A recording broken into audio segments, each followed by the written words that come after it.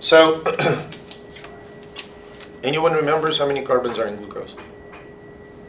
How many was it? How many carbons are in glucose? 6.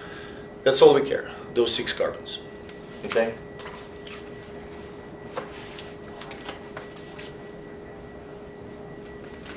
We start with 6 carbons. So these 6 carbons enter the first step of glucose metabolism that we call glycolysis, breakdown of glucose, right?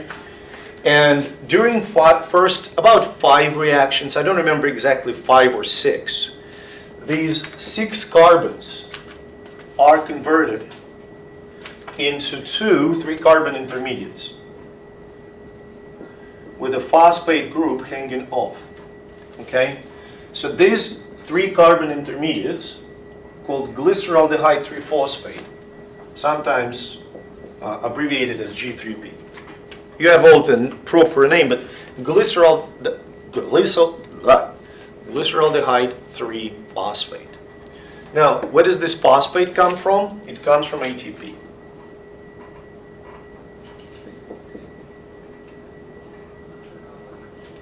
Okay? Good? This is kind of a pivotal moment for glycolysis, because now these are really, really energized molecules, G3P, glyceraldehyde 3-phosphate, which in a series of about 6 reactions are converted into 3-carbon molecules of pyruvate. Okay? Does that make sense?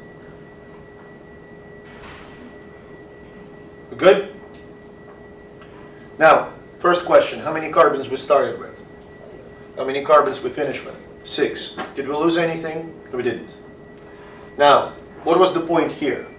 At this moment, 2 products are generated. One of them is 4 molecules of ATP.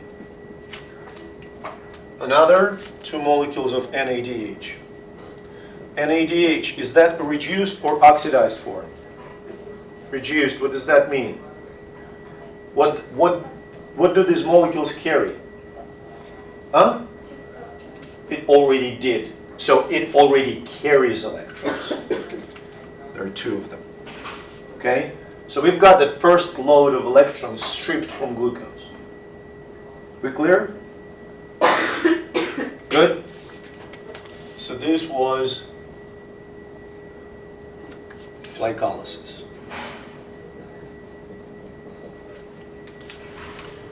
Now, next 2 steps, transition step and Krebs cycle. They happen for each of those pyruvates. I'm going to ask you a whole bunch of ridiculously simple questions, mostly counting up to 10, max, okay? But all those questions are relevant. So just as a reminder, how many pyruvates we have again? 2. We have 2 pyruvates. Now, what I'm going to do, I'm going to draw next steps for just 1 pyruvate. Does that make sense? But we keep remembering that those steps happen for each pyruvate that is produced. So, next step, pyruvate interacts with so-called coenzyme A, okay? And what comes out of this interaction is this molecule. Now, coenzyme A, just consider it like a thing, something in it, in itself, okay? How many carbons we had in the beginning? How many carbons we have at the end? 2. What happened to one of the carbons? We lost it, right? In which form we lost the carbon? Carbon dioxide, yes.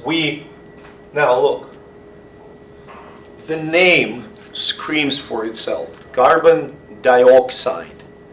It's carbon oxidized. When carbon is oxidized, what happens to the electrons of carbon? We strip them, right? And where do we put them? Where do we load them? We load them on the carrier.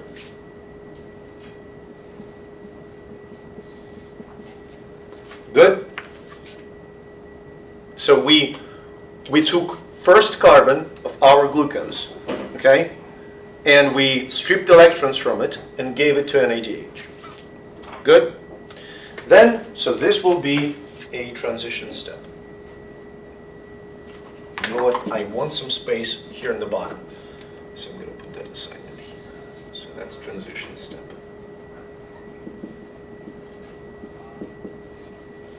Next, we squeeze this molecule, which is called acetyl-CoA, into the Krebs cycle.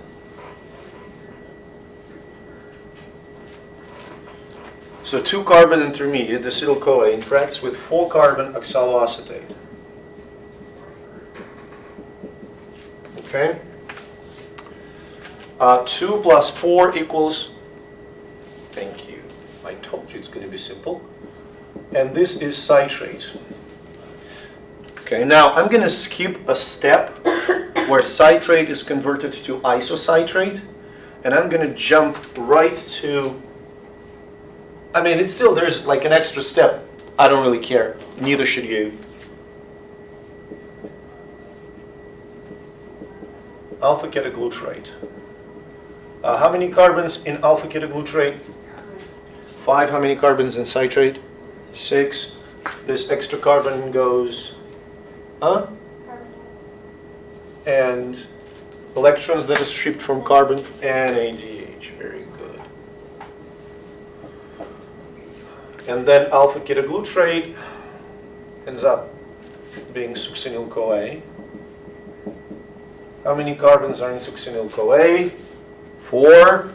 So another CO2, another NADH. Does that make sense so far? Good? Now, how do we get from this C4 to this C4? A few steps. I don't really care about them. Neither should you. So there are a few steps. Okay? Succinate, malate, fumarate, oxaloacetate, as far as I remember. Or fumarate and malate. Never remembered the proper order. Anyway, you've got this, right? You've got your cycle fixed. During these steps, what is produced? ATP, 1 molecule. FADH2. 1 molecule. NADH, 1 molecule.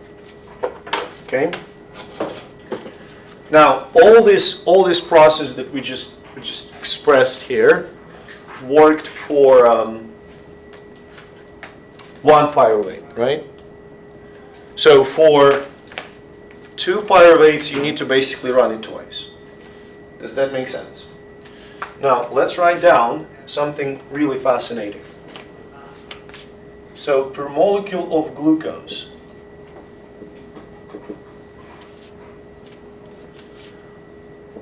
glycolysis, what does it give you in terms of the yield?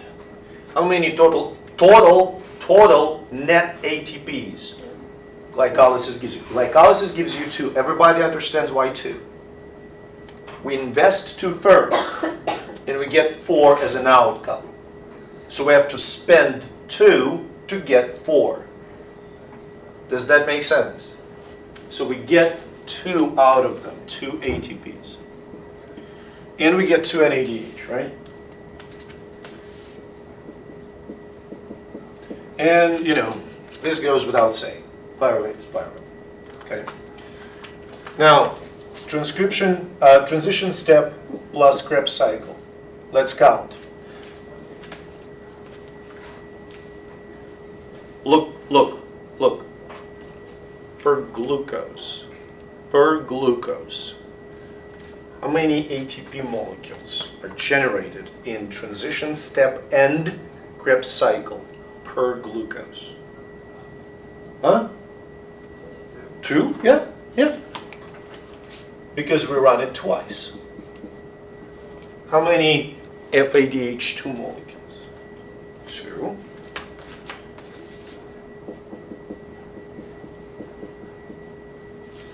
The moment of counting. NADH? Nope. 8. You probably missed this one. Okay? So we have, look, 1, 2, 3, and 4.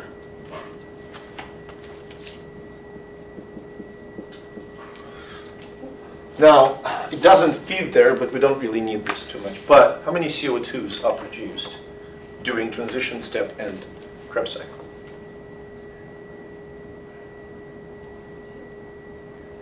Per glucose, 6.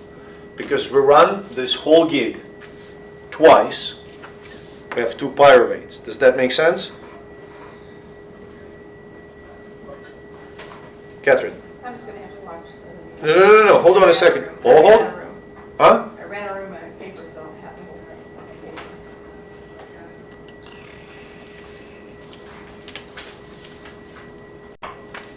paper. But let's just count. So look, we have 2 pyruvates, right? For each pyruvate, for each 3-carbon intermediate, we generate 1 CO2, 2nd CO2, and 3rd CO2, right? So for 2 pyruvates, it's going to be 6.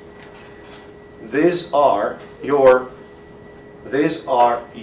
glucose carbons that were oxidized. By the end of Krebs cycle, listen, by the end of Krebs cycle, all carbons of glucose are converted to CO2. Does that make sense? Good? Now, a few things to say. First of all, this whole shtick here, this whole part on the right, can happen in only one case. There's oxygen present. Okay? If there's no oxygen, you will see what we cannot do that. So, because I wanted to use this whole picture to kind of highlight, if there is no oxygen, what are we supposed to do? If there's no oxygen, if there is no way we can do Krebs cycle or transition step, then many organisms resort to fermentation. I'm going to talk about fermentation, and then I'm going to, screw fermentation. Let's talk about this thing anyway. All right. Actually, do you mind if I'll kill the Krebs cycle here? That's cool. Yeah, Krebs cycle will go. And transition step will go. So this we can safely get rid of. And glycolysis I will leave it so far, as well as the yield. So this is what we've got, right? We've got, how many ATPs total so far we have? 4. It's crappy yield, really. But we have a shit ton of electrons, right? We have a total of 10 NADH between glycolysis and Krebs cycle, and we have 2 FADH2. So what are we going to do with them? We're going to put them in the electron transport chain. So how does it look? So I have a membrane. Now, both transition step and Krebs cycle in eukaryotes happen in mitochondria. In bacteria, they just happen in the cytoplasm near the membrane. So here you go. I'm sorry. You've got 4 proteins here. Okay? And NADH, this NADH, basically gets oxidized at the very first protein of electron transport chain. Okay? So electrons are unloaded from NADH, and they start going through the proteins of electron transport chain, one by one. You see that? And these electrons, look, these electrons, they have a lot of energy. So this energy is being stripped from them, and the energy of those electrons is being used to pump hydrogens across the membrane. So again, energy of electrons that are delivered by NADH is used to pump hydrogens across the membrane, creating a gradient. Everybody agrees on the gradient thing, okay? It's not only chemical gradient, not only gradient of hydrogens, it's also gradient of charges. This is why we call it electrochemical gradient. So you have this part being more positive with more hydrogens, this part being more negative. This electrochemical gradient basically drives hydrogens to return back. Can hydrogens directly cross the membrane? Nope. Why? They have what? Tiny little charge. They charged, therefore they're hydrophilic. They can't go through the hydrophobic membrane. But they can go through the specialized channel.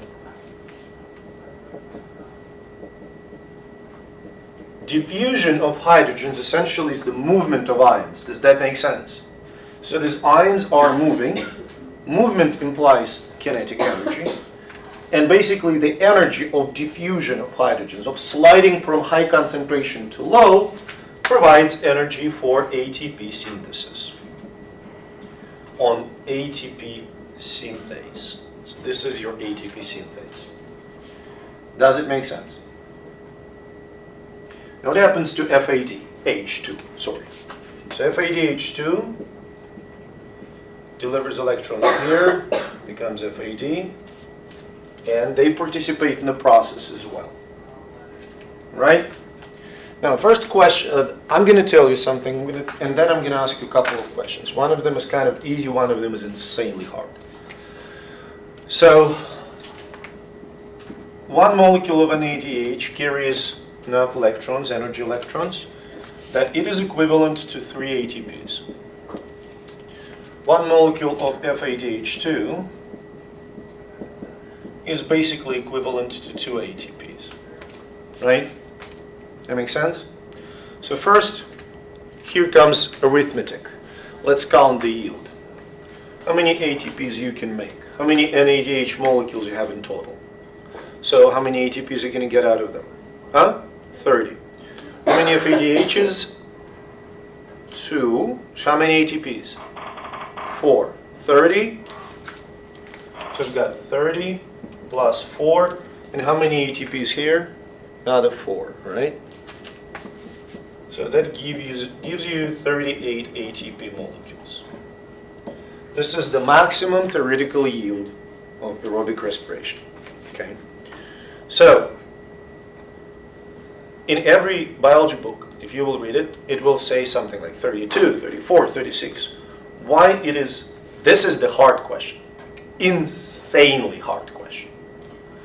Why this system always fails to reach the maximum. Why it is always slightly less. I'm going to give you a hint.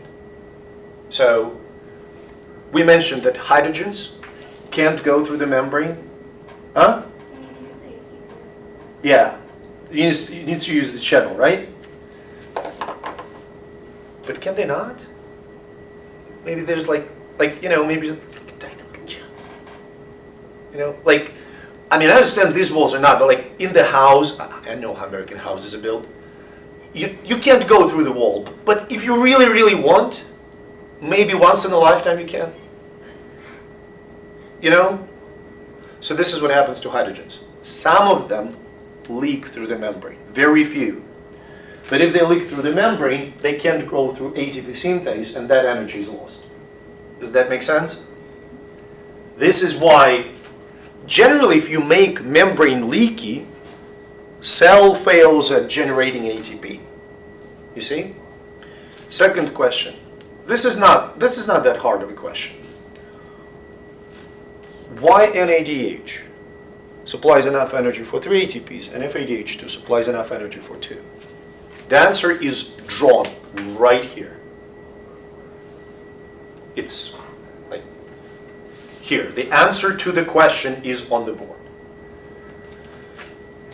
Why NADH gives you 3 ATPs and FADH2 gives you only 2? Everything that's written there is for a reason, or drawn for a reason.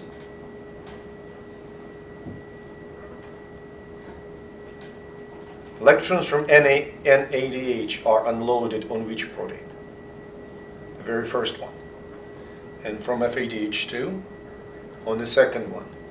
So these electrons make 3 hops. 1, 2, 3. These electrons make only 2 hops. 1, 2.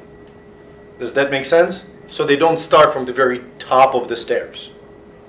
We good? Okay. We never solved a critical problem. What are we going to do with electrons? So, electrons come out here at the end of electron transport chain, right? They can't just hang out. They have to be accepted by something. Oxygen is waiting for them here.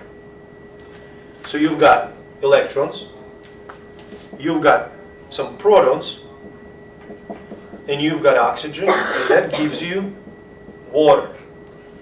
So oxygen, in this case, is called final electron acceptor. Okay, so for aerobic respiration, oxygen is final electron acceptor. Does that make sense? Since we're using the adjective aerobic, it immediately implies that there should be an aerobic respiration.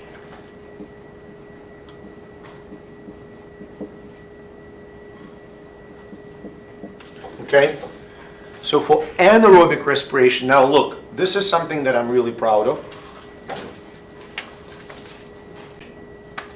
Anaerobic respiration contains glycolysis, transition step, Krebs cycle, all of those steps, okay? But at the end of electron transport chain, it's not oxygen that waits for electrons, but some other inorganic molecule. Am I clear?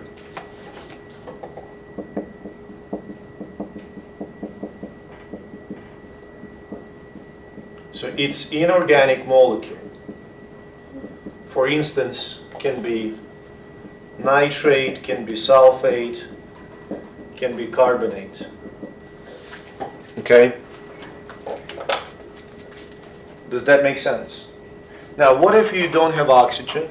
What if you don't have that capacity to do transition step and electron transport chain? Then you resort to fermentation.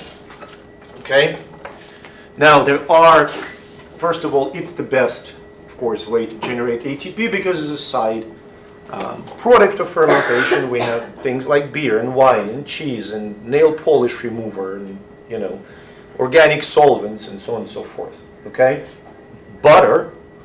So, 2 types of fermentation only. Okay, that you have to be aware of.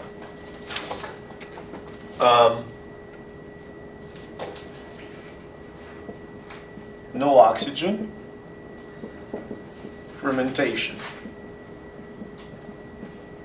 So what happens in fermentation? Check this out.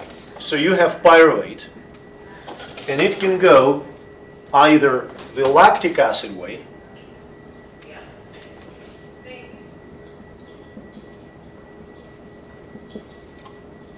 or the alcoholic way. So what happens in lactic acid? At the end of the process, you need to free NADH of electrons. You need to dump electrons somewhere. Does that make sense? Paradoxically, in lactic fermentation, NADH that's generated in the process of pyruvate, synthesis, dumps electrons on the pyruvate.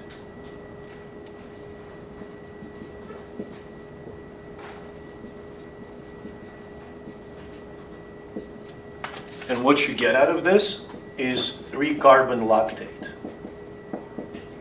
So this is pyruvate. We good so far? Now listen closely what I'm going to say. That is like eternal wisdom. But NADH dumps electrons on pyruvate. What is the final electron acceptor in this process? I gave you the answer. Pyruvate, yes. Whatever is receiving electrons, and in this case it's going to be pyruvate. So in lactic fermentation, or lactic acid fermentation, the final electron acceptor is pyruvate. Are we clear? And it's reduced to lactate. That's your yogurt. Okay? In alcoholic fermentation, you have an extra step. So pyruvate is oxidized to acetaldehyde. Okay, with the release of CO2, and then acetaldehyde receives electrons from NADH, becoming 2-carbon ethanol. Okay, in this process, in alcoholic fermentation, what is the final electron acceptor?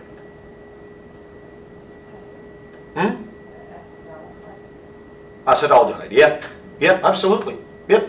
This molecule receives electrons, that's it. Does that make sense?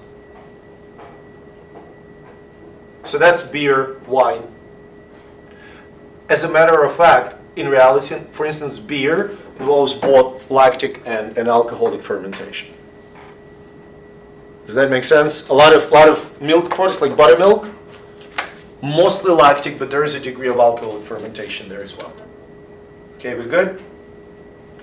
Now, a few last comments before we wrap up. We're going to talk about amphibolism and photosynthesis next week, but a few last comments. First of all, no final electron acceptors. Know them, what they are. Now, you can get a question something like, what is the final electron acceptor in alcoholic fermentation, or in lactic fermentation, or in anaerobic respiration? Okay? Does that make sense? Second, general rule for fermentation,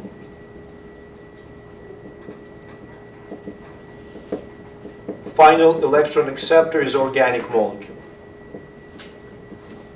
Organic molecule, organic molecule. Okay, that's one. Two, why some organisms do exclusively fermentation and completely abandon respiration, whether it's aerobic or anaerobic? Genes. They don't have genes. They don't have functional genes for electron transport chain, okay? Another possible reason, I'm going to hold you a couple minutes extra, that's it. Another possible reason for not using respiration, during respiration, during both respiration and exposure to oxygen, so-called reactive oxygen species are generated, highly oxidative chemicals.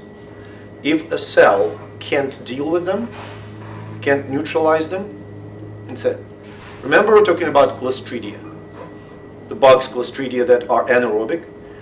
They can't neutralize, like you can kill Clostridia with hydrogen peroxide, like just destroy them completely, because they cannot deal with that oxidative stress. This is why they are anaerobic. Does that make sense? Last little bit. Aerobic versus respiration versus anaerobic respiration versus fermentation. Which one gives you more energy? It's very simple to explain. Remember I showed electrons going from this energy level to this energy level. So this difference is aerobic respiration. When you change final electron acceptor, that's my right hand, to something different, it goes up. So this will be your anaerobic respiration. Organics are the worst. This is going to be a fermentation. Does that make sense? Questions? Okay.